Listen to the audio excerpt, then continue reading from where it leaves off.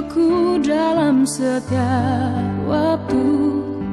Oh, ku tahu kau berharap dalam doamu, ku tahu kau berjaga dalam langkahmu, ku tahu selalu cinta dalam senyummu. Oh Tuhan, kau ku pinta, bahagiakan mereka sepertiku. Andai aku telah dewasa, ingin aku persembahkan semurni cintamu, setulus kasih sayangmu, kau selalu ku cinta.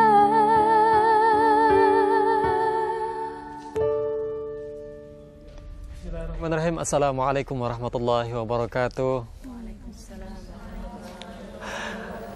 Alhamdulillahilladzi allafa baina qulubina fa asbahna bi ni'matihi ikhwana. Asyhadu an la ilaha illallah wa asyhadu anna Muhammadan abduhu wa rasuluh la nabiyya ba'da. Maha suci Allah, segala puji baginya, dan dialah yang maha besar yang mempertemukan kita kembali di hari ini, hari Selasa tanggal 11 Desember 2012 atau bertepatan pada tanggal 28 Muharram 1434 Hijriah. Tentunya dalam acara yang senantiasa kita tunggu dan nantikan, indahnya pagi Televisi Republik Indonesia. Apa kabar Anda bisa di pagi hari ini? Kami berharap Anda semua senantiasa dalam keadaan sehat walafiat. Dan tidak lupa dari sini kami turut mendoakan saudara-saudara kita yang sedang terbaring sakit. Mudah-mudahan Allah segera mengangkat penyakit tersebut. Amin ya rabbal alamin. Dan di kesempatan pagi hari ini masih bersama saya, Rahmaji Asmuri, bersama rekan saya Paulin Miranti. Assalamualaikum warahmatullahi wabarakatuh. Langsung saja kita perkenalkan Mas Haji ya. Sudah ada di tengah kita narasumber kita. Assalamualaikum Ibu Haja Sinta Santi Usmanuddin LC. Ya, tentunya tadi juga dibuka oleh lantunan lagu Andai Aku Besar Nanti yang dipersembahkan oleh Ika Septia dan juga jamaah kita dari mahasiswa IIQ. Kepanjangannya apa nih? Institut Ilmu Al-Quran. Oh, Institut Ilmu Al-Quran. Alhamdulillah, cantik-cantik ya, hijau-hijau. Dan tentunya tema kita pada pagi hari ini adalah keteladanan orang tua. Mungkin kita bisa langsung serahkan. Mungkin sebelum membahas kali ya, kita mungkin akan menyimak lantunan ayat-ayat suci Al-Quran terlebih dahulu, yang insya Allah akan dibacakan oleh Korea kita, Saudari Waqatin. Beliau akan membacakan Quran Surah At-Tahrim ayat 6 hingga 8, dilanjutkan dengan pembacaan sari tilawah oleh Saudari Alaina Fadila. A'udzu billahi minasy syaithanir rajim.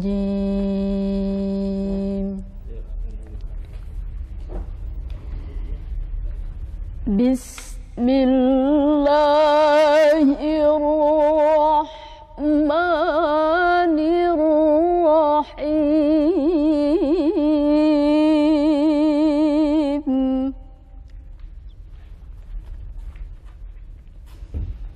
Ya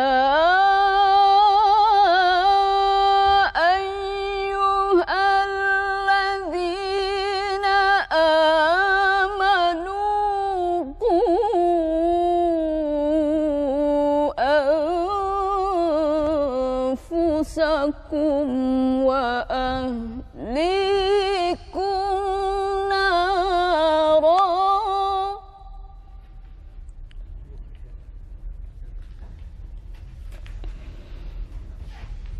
wa quduhan nasu wal hijaratu 'alaiha la ya'suna Allah. La ya'suna Allah ma amarahum wa yaf'aluna ma yu'marun. La ya'suna Allah ma amarahum wa yaf'aluna ma yu'marun. La ya'suna Allah ma amarahum wa yaf'aluna ma yu'marun. La ya'suna Allah ma amarahum wa yaf'aluna ma yu'marun. La ya'suna Allah ma amarahum wa yaf'aluna ma yu'marun.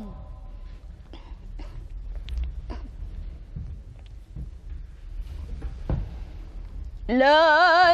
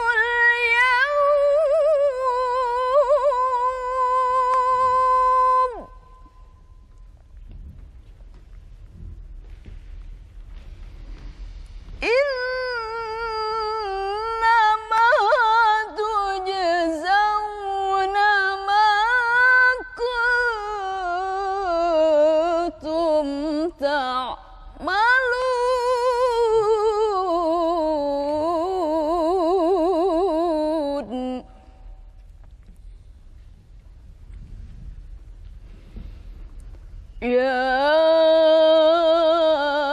أيها الذين آمنوا توبوا إلى الله توبة نصوحا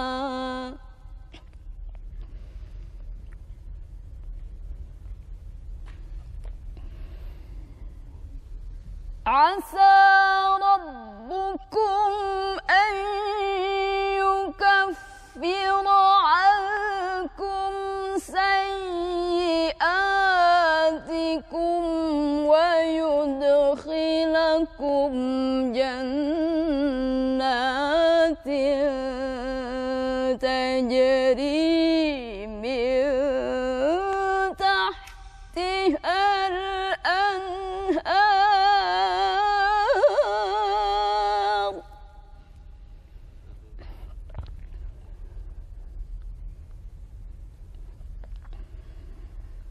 يوم لا يخزي الله النبي والذين آمنوا معه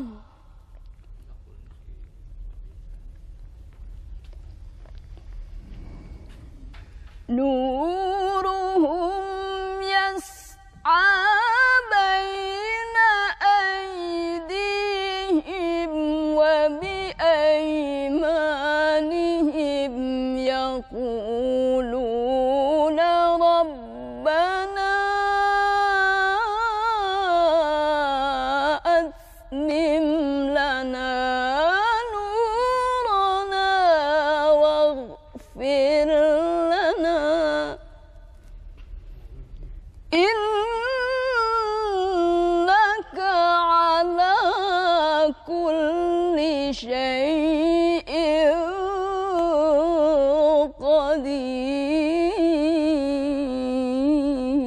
قدير صدق الله العظيم.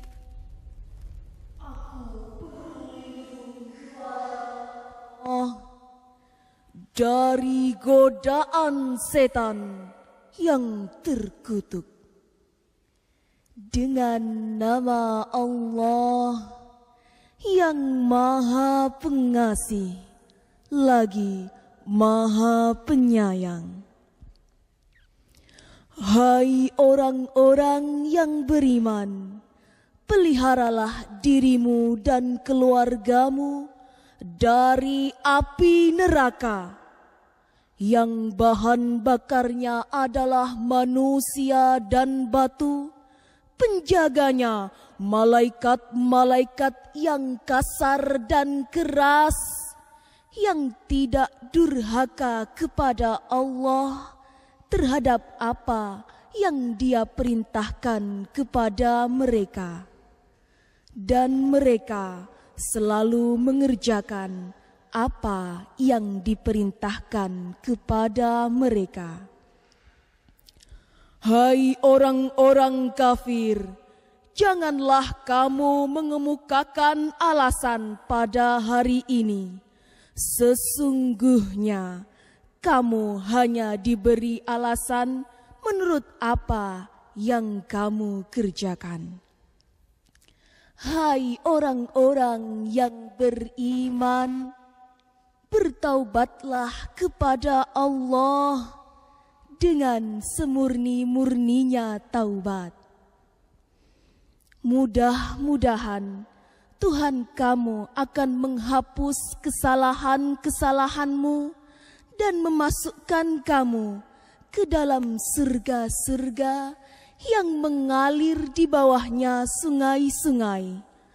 Pada hari itu, Allah tidak mengecewakan Nabi dan orang-orang yang beriman.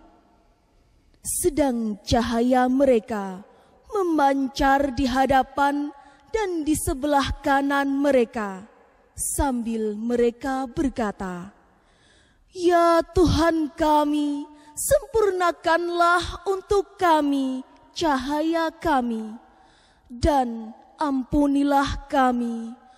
Sungguh Engkau Maha Kuasa atas segala sesuatu.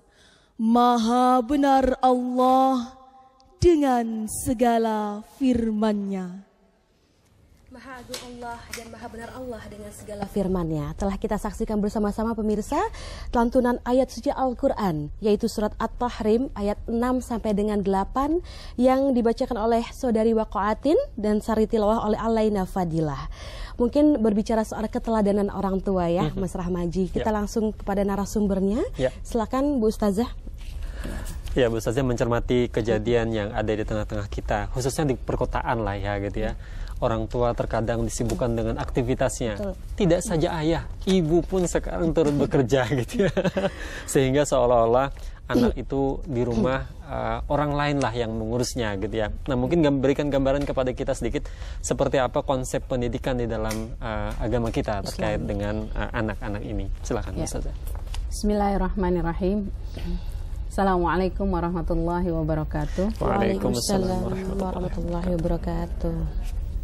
Pada hakikatnya ketika kita memutuskan berumah tangga, tentu saja ada konsekuensi yang sudah harus kita persiapkan. Karena membina rumah tangga itu bukan hanya menyatukan dua orang, ya, laki-laki dan perempuan saja. Karena salah satu di antara tujuan pernikahan itu adalah terbangunnya zuriyah solihah, berkembangnya anak-anak yang baik dalam pendidikan Islam dan seterusnya. Nah, karenanya konsep ini pun menjadi landasan bagi ayah dan ibu. Saat mereka sudah memutuskan menikah, otomatis memang dikaruniakan anak oleh Allah Subhanahu wa taala atas izinnya.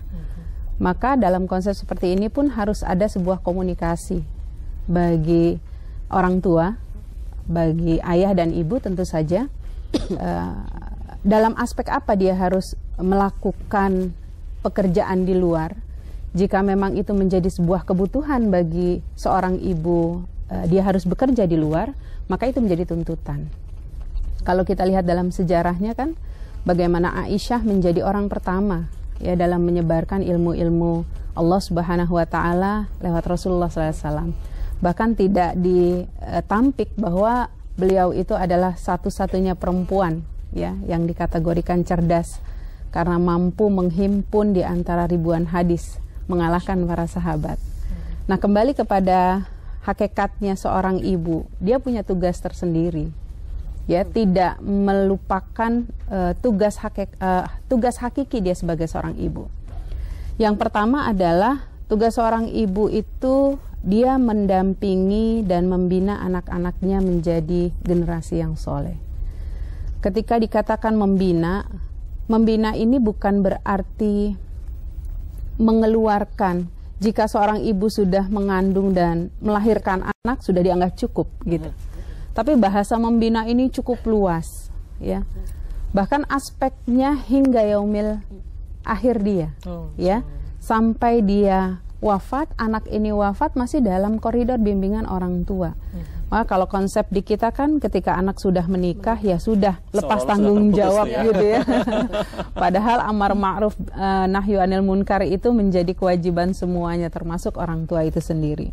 Karenanya ya mendidik dan membina anak-anak ini menjadi tanggung jawab seorang ibu pada hakikatnya. Boleh dia keluar, tetapi ada satu hal yang perlu dia ingat, ini menjadi satu-satunya peran yang paling utama ketika berbicara tentang pendidikan dan pembinaan anak. Karena seorang ibu itu kan adalah orang yang paling dekat dengan anak. Betul. Ya, Rasulullah SAW mengingatkan betapa hak ibu itu 3 kali lipat orang tua. Tapi apakah disebutkan oleh tadi Ibu Ustazah kalau peran ibu sangat besar ya?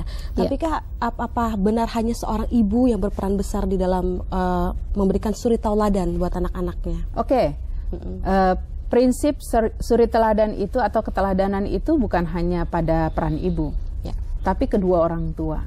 Karena kalau kita bicara tentang fathering sendiri, bagaimana Nabi Ibrahim alaihissalam, beliau adalah tokoh yang paling Nabiullah yang paling memberikan spirit kepada kita, memberikan contoh yang begitu hebat terkait dengan pengorbanan yang dilakukan oleh Ismail.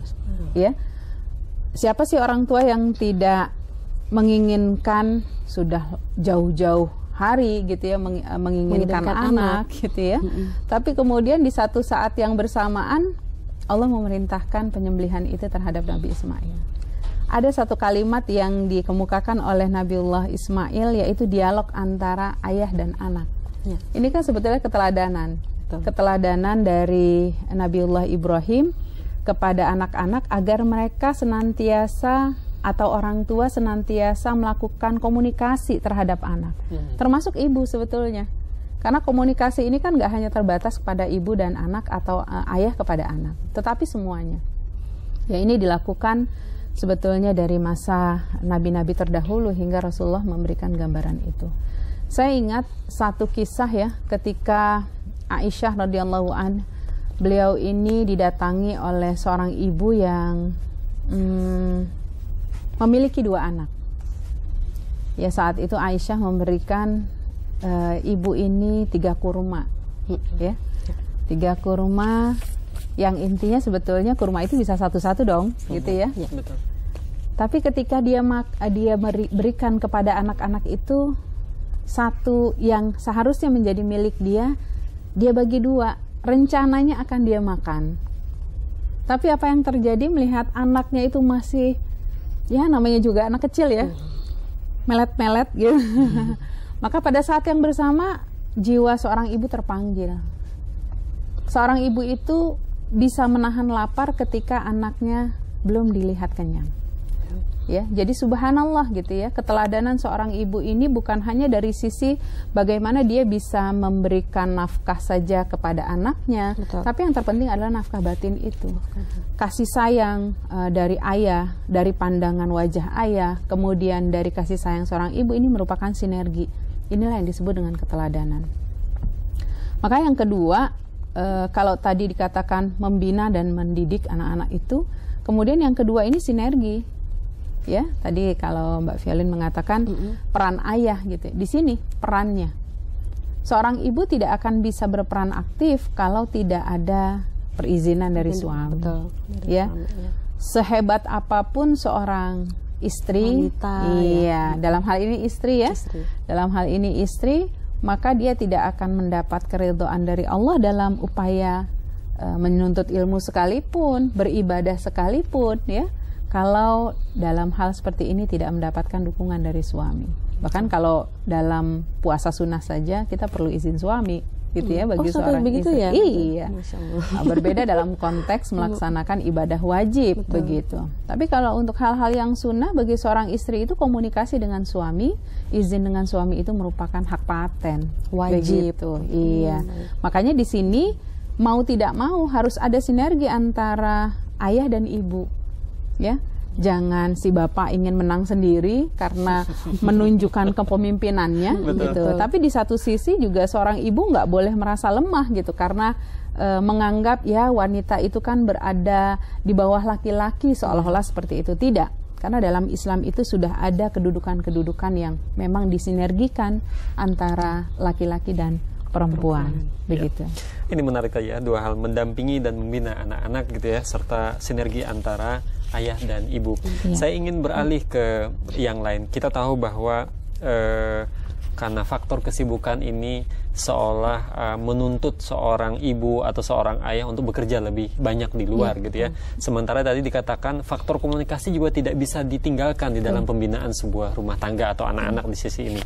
Nah, mungkin kalau melihat kondisi kekinian dengan waktu yang terbatas, komunikasi seperti apa sih yang harus kita bangun agar anak-anak itu tetap merasa kita ini sebagai orang tuanya gitu ya, bukan orang tuanya yang mendampingi dia di rumah yang lain itu gitu maksud saya. Iya. Memang kalau kita bicara tentang masalah komunikasi itu kan sangat luas ya. Ada komunikasi dari sisi tubuh, ada komunikasi dari sisi verbal, ada komunikasi yang kita sebutkan dengan keteladanan sekarang gitu ya. Karenanya kalau bicara tentang komunikasi, kita lihat komunikasi yang paling efektif itu apa. Saya punya 6 anak kebetulan. Allah karuniakan saya 6 anak. Dan masing-masing anak saya itu berbeda-beda karakternya. Nah, dalam konteks seperti ini kita harus memahami masuk dengan cara seperti apakah berkomunikasi dengan anak-anak kita. Karena tidak bisa satu anak dengan anak yang lain itu disamakan. Pasti berbeda ya. Ada yang ingin perhatiannya lebih gitu. Ada yang sekedar di say hello saja, dia sudah merasa senang sekali gitu ya. Nah, dalam hal seperti ini, orang tua mesti memahami inginnya seperti apa sih anak-anak kita. Sehingga dalam kejauhan sekalipun, ya kita harus bisa berkomunikasi walau harus mengeluarkan dana yang cukup besar. Karena kita beresiko. Sudah mengambil konsekuensi aktif di luar, ya bekerja, itu untuk siapa sih sebetulnya gitu kan? Tanda petiknya lagi kan itu pasti ada. Betul. Untuk apa kita bekerja? Pasti ujung-ujungnya untuk keluarga, pasti ujung-ujungnya untuk anak gitu ya. Kalau memang porsi ini tidak kita manfaatkan, rezeki yang Allah titipkan kepada kita itu tidak kita manfaatkan untuk komunikasi dengan anak, sekalipun dengan HP, sekalipun dengan BBM-an atau apapun yang sekarang ini sudah lebih mudah, sangat berbeda dengan di masa Rasulullah tentu saja dan para sahabat yang komunikasinya itu ya harus ketemu gitu ya, dan itu membutuhkan waktu yang cukup panjang gitu ya. Nah, sekarang itu sudah mudah sekali, luar biasa. Komunikasi sangat lancar. Betul ya. Kadang anak-anak itu ingin bicara sesuatu saja, mungkin menurut kita nggak penting, ya. Dia telepon orang tuanya, dia hanya mengatakan, Abi, Umi, Ayah, Ibu, mainan aku diambil, begitu. Kayaknya kan menurut kita nggak penting banget. Betul. Gitu ya. Tetapi subhanallah, gitu ya, bahasa yang dia sampaikan ingin mendapatkan respon. Ya, inilah yang disebut dengan komunikasi. Intinya meminta perhatian orang tua. Betul, ya. Perhatian orang tua itu kan nggak hanya dari sisi materi. Ada sebuah ungkapan. Ketika kalian berletih-letih untuk mencari uang, sehingga kalian melupakan nilai-nilai kesehatan. Tapi ketika kesehatan kalian terambil, kalian berlomba-lomba juga mengeluarkan uang itu untuk kalian berikan, memperbaiki atau menyembuhkan penyakit itu. Jadi satu hal yang kayaknya kelihatan tidak relevan gitu ya. Kita mencari uang untuk kepentingan kita, tapi kita lupa kesehatan. Tapi ketika sudah sakit, uang yang kita dapatkan itu juga gitu untuk ya. kesehatan. Itu juga. Iya, baik Bu Ustazah. Dan pemirsa dimanapun Anda berada, Anda pun bisa berdialog bersama kami di 5743476 bagi Anda yang berada di wilayah Jakarta dan sekitarnya, atau di 0215743478 bagi Anda yang berada di luar wilayah Jakarta. Dan masih kita berbicara tentang keteladanan orang tua. Namun sebelum itu, kita mungkin akan mendengarkan sebuah tembang lagi dari Mbak Ika Zeptia berikut ini.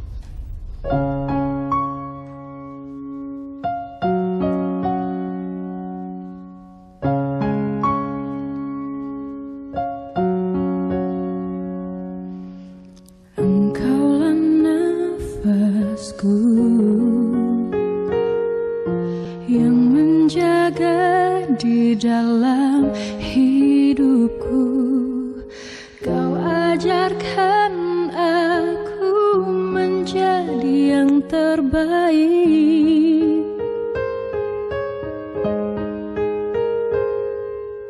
Kau tak pernah lelah sebagai penopang dalam hidupku. Kau berikan aku semua yang terindah. Aku hanya memanggilmu Ayah di saat ku kehilangan arah. Aku hanya mengingatmu Ayah jika aku telah jauh darimu.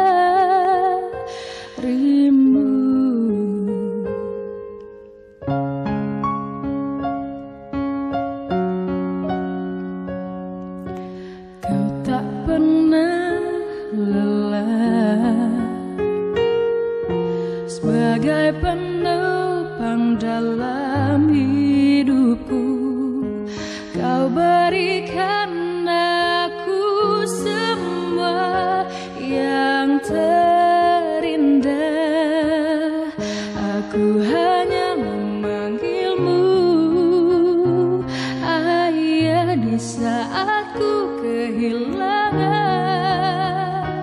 arah, aku hanya mengingatmu. Ayah, jika aku telah jauh darimu, aku hanya memanggilmu. Ayah, di saat ku kehilangan.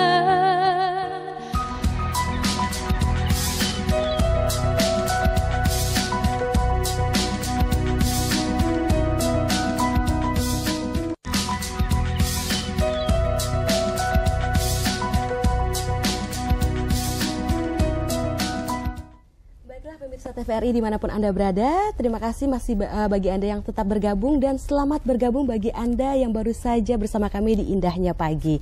Tentunya masih dengan tema kita keteladanan orang tua dan dengan narasumber kita Ibu Hajah Sinta Santi Usmanuddin LC. Baiklah Bu Ustazah, langsung ke persoalan berikutnya nih ya. Persoalan keteladanan orang tua ini sangat concern ya kita ya sebagai orang tua mungkin yang sudah memiliki anak. Sudah telepon masuk. Kita pending dulu ya Mas ya. Terima dulu penelponnya Ya. sudah tersambung. Assalamualaikum. Waalaikumsalam warahmatullahi wabarakatuh. Waalaikumsalam. Dengan Bapak siapa Dari Pak? Arif di Jakarta. Iya, Bapak Arif, silakan Iya, Pak. betul. Menurut paham saya, keteladanan orang tua terhadap anak itu hanya sebatas dalam kapasitas sebagai seorang pemimpin. Karena setiap orang tua, ayah itu terutama, itu dia pemakmur, pemimpin, penguasa, hanya memberi, tak harap kembali. Sehingga kepemimpinan di tingkat lainnya pun juga harusnya seperti itu. Nah ini yang kurang menurut saya Bu Ustazah. Bagaimana menurut Ibu narasumber bahwa kita ini kurang keteladanan yang seperti Nabi itu. Assalamualaikum warahmatullahi wabarakatuh. Waalaikumsalam warahmatullahi wabarakatuh. Ya. Baik. Berikutnya, Assalamualaikum. Waalaikumsalam warahmatullahi wabarakatuh. Ya, baik, dengan Bapak siapa Pak? Pak Suwardi Matsum yang ada di Sambas. Ya, Bapak. Silakan langsung Pak, Bapak Suwardi. Assalamualaikum warahmatullahi wabarakatuh. Waalaikumsalam Ustazah. warahmatullahi wabarakatuh. Ada pepatah yang muda disayangi, tua dihormati, perempuan dikasihi, laki-laki mengayomi, yang kecil disantuni, yang besar dibagi-bagi. Apa pendapat Ustazah tentang semangat 45? Sekali merdeka, tetap merdeka. Sehingga di zaman modern ini kita seakan-akan jadi merdeka sekali. Di tengah arus globalisme, di alam liberalisme. Seorang anak kadang-kadang memanggil bapaknya bro atau bos. Oke bos. Betul-betul orang tua jadi ABG tua. Terima kasih.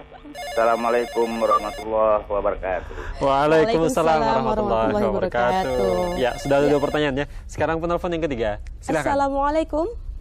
Waalaikumsalam warahmatullahi wabarakatuh. Ustaz Rahmadi. Ya, Pak Anto, silakan. Oh iya, Pak. Sudah hafal. Insya Allah sudah hafal. Hebat nih Ustaz kita nih dikelilingi bidadari. Oh, alhamdulillah Pak, saya senang sekali rasanya. Silakan Pak Anto. Begini saja. Kita sebagai orang tua kan kalau sayang anak itu sudah fitrah ya.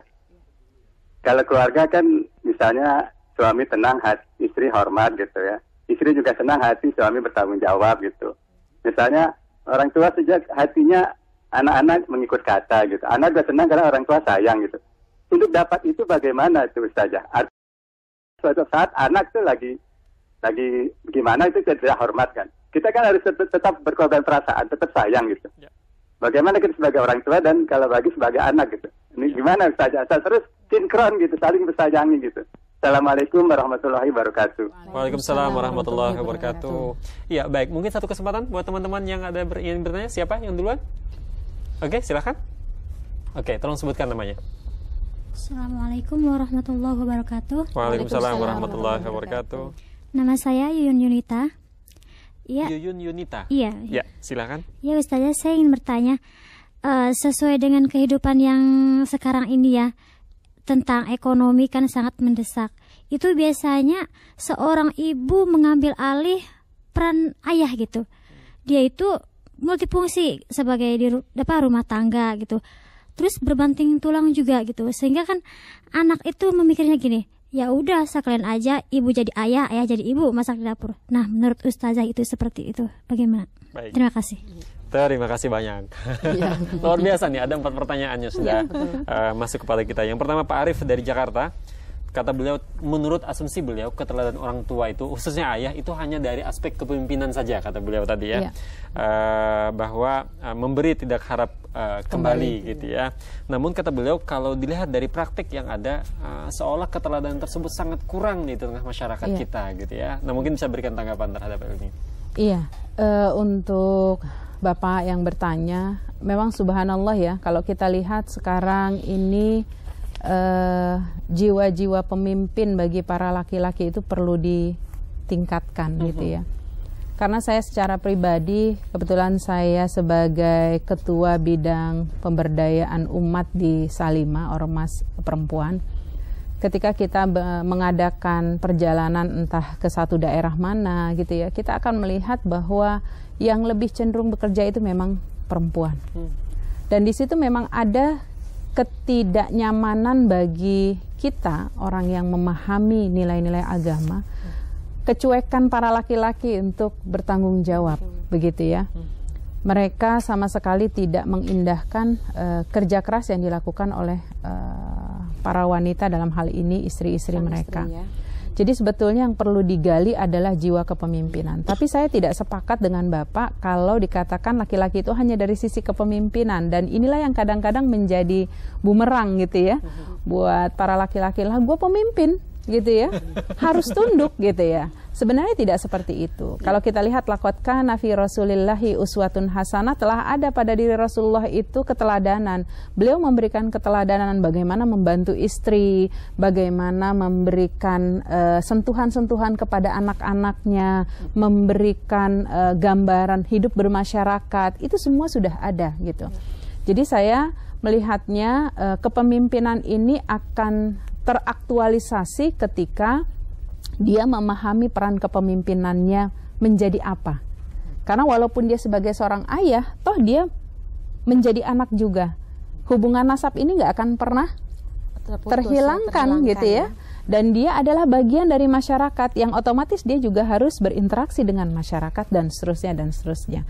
Saya sepakat juga jika memang kita akan merasakan kepemimpinan yang sekarang ini ya itu sangat-sangat menurun gitu ya buat para laki-laki. Kemudian tadi yang kedua dari Pak Suwardi Matsum dari Sambas, Kalimantan Barat. Kata beliau tadi ada semacam yang muda disayangi, yang tua dihormati. Apalagi yang lain gak sempat nyatat saya. Bahkan terakhir ada panggilan bos, burung dan lain sebagainya. Gitu semangat 45 yang kita sudah merdeka, tapi anak-anak sekarang terlalu merdeka katanya. Saking merdekanya gitu ya. Saking merdekanya betul. Tapi memang jelas Pak bahwa mengapa sebuah kata hikmah menurut Ali bin Abi Thalib, adibu auladakum fi zamanihi, ajari anak-anakmu itu sesuai dengan zamannya. Jadi kalau kita mau berbicara zaman saya dengan zaman anak saya sekarang kok beda ya, memang jelas berbeda. Apalagi kalau kita mau kaitkan, aduh zaman saya sekarang ini sangat berbeda jauh dengan zamannya Rasulullah, justru lebih berbeda lagi gitu ya. Dulu nggak ada BB gitu loh, nggak ada laptop gitu ya.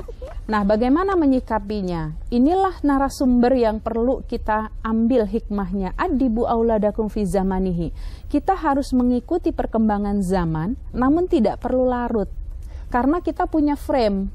Ya, ibarat jalan tol, dia akan tetap dikatakan jalan tol selama kita berada dalam jalur itu. Ya, kita akan dikatakan keluar dari jalan tol ketika sudah lewat penjaganya kah atau apa. Kita sudah punya frame-nya. Jadi selama gaya kita memberikan pembelajaran kepada anak-anak dengan gaya yang sesuai menurut mereka, saya pikir nggak jadi masalah. Hanya saja kita perlu memperhatikan nilai-nilai itu. Contoh anak-anak sekarang punya bahasa sendiri loh Pak. Mama lebay. Apalagi yang sekarang ini bahasanya unyu-unyu gitu ya. Nah ini para ciusnya apa gitu. Ciusnya apa gitu ya. Itu adalah kata-kata yang orang tua harus paham. Bukan berarti kita nggak boleh tahu gitu. Justru kita harus tahu untuk bisa melihat perkembangan anak-anak kita. Ya, jadi kalau saya menimbangnya, mungkin ada seorang anak yang memanggil orang tuanya tadi bro gitu ya, dia ingin berkasih-kasih kepada ayahnya, agar ayahnya itu tidak terlalu streng, sebagai seorang ayah itu tidak terlalu streng gitu ya. Rasulullah mengajarkan bagaimana bercanda, bagaimana mencium anak gitu. Ini untuk melunakkan suasana. Jadi ada kalanya orang tua itu menjadi ayah, ada kalanya orang tua itu menjadi teman. Dan dalam konteks seperti ini, mungkin tadi seorang anak memanggil ayahnya dengan bahasa-bahasa gaul gitu ya, dia ingin pada saat itu orang tuanya menjadi temannya, bukan menjadi ayahnya. Karena kalau berbicara pada ayah, itu adalah sebuah ilmu nurunin begitu ya, harus begini, harus begini, harus begini. Tapi ketika berbicara dengan teman, seolah-olah ada komunikasi, diskusi gitu ya, seperti itu. Jadi ada nilai-nilai yang perlu kita ketahui. Mungkin lain waktu kita akan bicara bagaimana 4 fase Islam itu mengajarkan sesuai dengan usia anak. Baik, gitu ya. nanti itu bahasan yang berikutnya. Tapi intinya kalau melihat dari jawaban tadi, tidak salah manakala mungkin anak memanggil begitu, tergantung pada situasi dan kondisinya ya. Tapi berarti lantas itu disebut pantaskah Ustazah? Ketika seorang anak, kebetulan teman saya juga berbicara dengan orang tuanya lu gue, tapi itu hasil kesepakatan dengan orang tuanya. Karena lebih akrab, dan itu Pah lo di mana begitu bahasannya Mas ya, Ustazah. Apakah lantaskah dalam Islam itu pantas gitu loh? Kalau seandainya sudah disepakati oleh orang tuanya, saya pikir nggak jadi masalah. Hanya orang tuanya perlu memberikan gambaran bagaimana seorang anak ini tidak membahasakan itu di luar konteks mereka. Karena ingin mengambil kebersamaan gitu ya. Tadi saya katakan bahwa anak itu nggak nyaman kalau bahasanya dengan kepada orang tua dan lain sebagainya. Saya pikir itu satu hal yang bisa disiasati, bisa disiasati. Baik, kemudian pertanyaan ketiga dari Pak Anto dari Ciputat tadi. Kata beliau tadi, istri kan seharusnya hormat kepada suami, suami harusnya bertanggung jawab terhadap istri gitu ya. Dengan begitu nanti sebagai orang tua tetap sayang terhadap anaknya, tetap sayang terhadap istrinya gitu. Nah, tapi terkadang orang tua kehilangan akan esensi itu. Begitu pula dengan anaknya. Iya. Intinya kita semua yang hidup di dunia ini ingin hidup ideal. Betul. Iya. Ideal itu adalah satu cita-cita kita, anak menjadi anak yang manis ya. Orang tua juga memberikan keteladanannya atau kontribusinya kepada anak menjadi harmonis dan seterusnya. Kalau ini satu hal yang memang kontinu luar biasa. Tapi kita juga paham bahwa ini dunia gitu loh, ya. Kita akan dihadapi dengan berbagai fakta yang ada di lapangan. Buktinya kita hidup di masa kita SD, saya SD, mungkin berbeda dengan gaya SD sekarang. Betul. Ya. Dulu saat kita SD ya boleh dikatakan yang ngerti pacaran aja enggak gitu. Sekarang anak SD sekarang subhanallah gitu ya. Pacar ini, pacar itu. Berarti kan ada komunikasi yang harus kita lihat, pergeseran tanda petik nilai. Tapi sekali lagi, sekalipun ada pergeseran-pergeseran ini, kita orang tua mencoba untuk tetap berada pada frame itu. Saya contohkan begini. Bicara tentang sholat zuhur saja, kita akan ketemu dengan jam 12 sampai jam 3 misalnya. Dimanapun kita sholat pada waktu itu, tetap zuhur namanya. Betul. Ya. Namun kita tidak mendapatkan waktu yang utama manakala kita sholatnya di jam setengah 3 misalnya. Begitu. Ya. Nah, dalam pola mendidik anak, tidak akan pernah sama antara satu orang tua dengan orang tua yang lain. Gitu kan? Nah, selama orang tua ini berada dalam forum atau dalam frame yang sama tadi, sekalipun dia ada yang di sebelah kanan, adanya di tengah, atau ada yang di sebelah kiri, itu nggak jadi masalah gitu. Selama itu adalah satu hukum yang menaunginya dan dia berpatokan pada itu. Ya, jangankan satu orang tua kepada satu keluarga. Satu orang tua atau dalam hal ini ayah dan ibu, ketika mereka memiliki anak 2, 3, 4 sekalipun gitu ya, cara pendidikannya juga berbeda. Dalam satu keluarga itu berbeda gitu. Ya. Jadi ini yang perlu direnungi kembali Bapak, bahwa memang idealnya saling menghormati itu adalah satu hal yang menjadi adab kita, apalagi ketimuran gitu ya. Tapi juga jangan pernah menolak sesuatu yang ada di depan kita, kecuali kita punya tameng gitu ya. Jadi tamengi dulu keluarga kita. Makanya tadi di ayat pertama disebutkan ku anfusakum wa ahlikum naro. Nggak mudah kan menjaga diri kita dan keluarga kita dari api neraka gitu. Apakah bab menjaga keluar diri kita dan api neraka itu hanya dalam bab maksiat saja? Tapi ternyata tidak. Dalam hal pendidikan kita berbeda dengan anak-anak kita sekarang.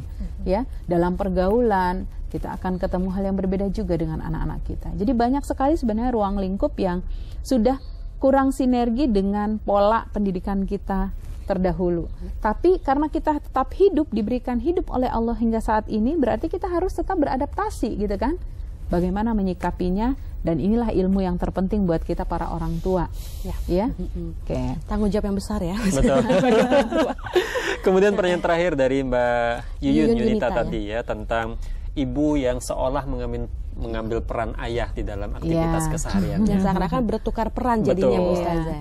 Ayah jadi ibu, ibu jadi ayah gitu. Atau bahkan tadi dikatakan udah deh ayah sama ibu jadi campur jadi satu gitu ya. Waduh, itu sudah berbahaya itu ya. Menyalahi kodrat kalau sudah seperti itu. Prinsipnya tadi saya sudah katakan bahwa wanita bekerja itu tidak jadi masalah. Tapi dalam Islam itu sudah jelas sebetulnya hak dan kewajiban laki-laki dan perempuan, terutama yang sudah menikah gitu ya. Tugas ayah, tugas suami ya, mereka adalah orang-orang yang membina, mengarahkan keluarga sekaligus memberikan nafkah untuk keluarga. Ini wajib hukumnya. Bahkan kalau seseorang itu punya harta banyak sekalipun, dia tidak boleh mengesampingkan hak-hak istri dan anaknya. Begitu. Pernah sekali waktu ketika ada seorang di masa Rasulullah SAW, dia merasa bahwa diri dia akan meninggal gitu ya. Dia katakan, ya Rasulullah, bolehkah aku mengeluarkan harta-hartaku seluruhnya untuk orang-orang di sekitarku? Ya. Tapi kemudian Rasulullah SAW mengingatkan, nggak boleh gitu. Kenapa? Jangan sampai nanti ahli warismu itu menjadi tukang minta-minta gitu kan. Jadi ada tanggung jawab yang tetap menjadi kewajiban orang tua, dalam hal ini ayah, untuk mengayomi, menafkahi anak-anaknya supaya apa, mereka tidak menjadi orang yang terlantar. Jadi tetap ada perannya ya. Betul. Sekalipun ada seorang ibu bekerja, ya seperti kita, Mbak Pauline, saya juga kebetulan yang duduk di sini begitu. Ada tuntutan-tuntutan yang harus dipenuhi, tapi prinsipnya tidak mengganggu kewajiban kita. Sebagai seorang istri, sebagai seorang istri, sebagai seorang ibu, atau bagi kalian semua kan sebagai seorang anak gitu ya, tidak merubah itu gitu ya, tidak melunturkan kewajiban-kewajiban kita. It's okay, boleh bekerja. Ya banting tulang sekalipun, selama tulangnya nggak remuk, masih boleh gitu ya. Iya, masih boleh. Bahkan orang tua sering mengatakan kaki jadi kepala, kepala jadi kaki untuk mengurus anak, itu juga boleh, karena pada prinsipnya nggak akan mungkin terjadi. Ya. Artinya kan ini sebuah kiasan bersungguh-sungguhnya orang tua dalam memberikan pelayanan kepada anak, itu boleh. Ya, sangat-sangat boleh. Hanya saja jangan lupa hanya untuk mengurus hal-hal yang bersifat materi, tetapi untuk masalah agama, ibadah, ini tidak diperhatikan, itu jelas-jelas perlu menjadi evaluasi bagi orang tua. Padahal itu yang paling utama ya Bu Ustazah ya. Baik, lalu lantas bagaimana sih Rasulullah memberikan suri tauladan kita sebagai orang tua menjadi orang tua yang memberikan teladan yang baik gitu? Iya. Pada prinsipnya dalam surat Al-Ahzab itu sudah ada ya, laqad kana fi Rasulillahi uswatun hasanah. Iya. Sudah ada keteladanan pada Rasulullah. Rasulullah itu seorang ayah. Rasulullah itu seorang pemimpin di masyarakatnya. Rasulullah juga sebagai partner bagi istrinya gitu. Jadi laqad kana fi Rasulillahi uswatun hasanah itu sudah jelas terpampang.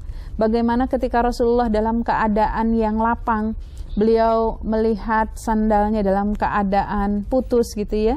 Dia menjahitnya sendiri, kemudian pakaiannya juga terkoyak, kemudian beliau menjahitnya sendiri. Dalam hal ini bukan berarti seorang istri tidak punya peran, tapi beliau ingin menunjukkan kepada umatnya bahwa seorang laki-laki sekalipun dia memimpin dalam rumah tangganya, saat dia mampu melakukan sesuatu, kenapa tidak?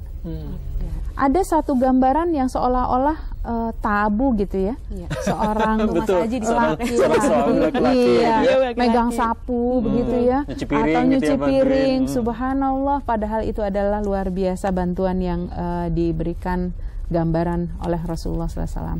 Kemudian yang kedua, kita ingat firman Allah, ku anfusakum wa ahlikum naro. Jadi Rasulullah mengajarkan kita bukan hanya diri kita, tetapi keluarga kita pun bagian kelompok kecil yang harus kita jaga, kita rekrut nih untuk terhindar dari api neraka. Yang ketiga, ada pesan yang tersampaikan, baiti jannati, rumahku adalah surgaku.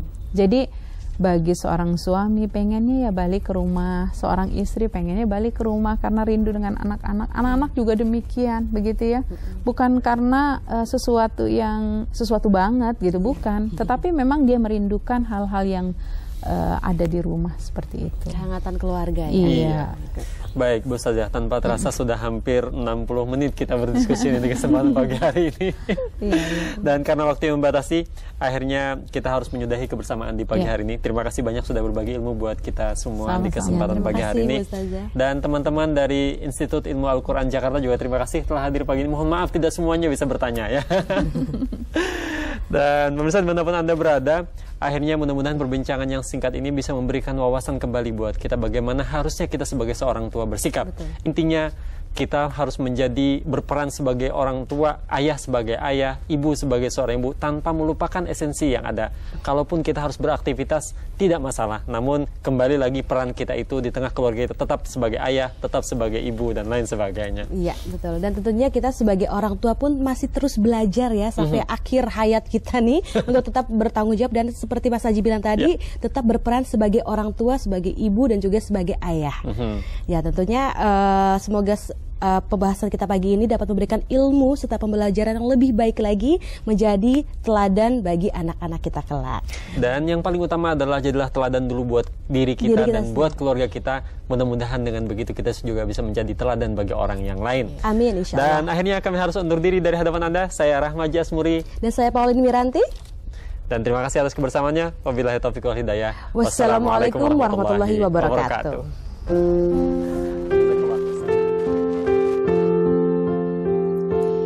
Ibu, engkaulah cinta yang murni, yang terlahir dari hati yang suci, tanpa pernah lelah. Dengan setulus hati kau rawat aku dengan cintamu.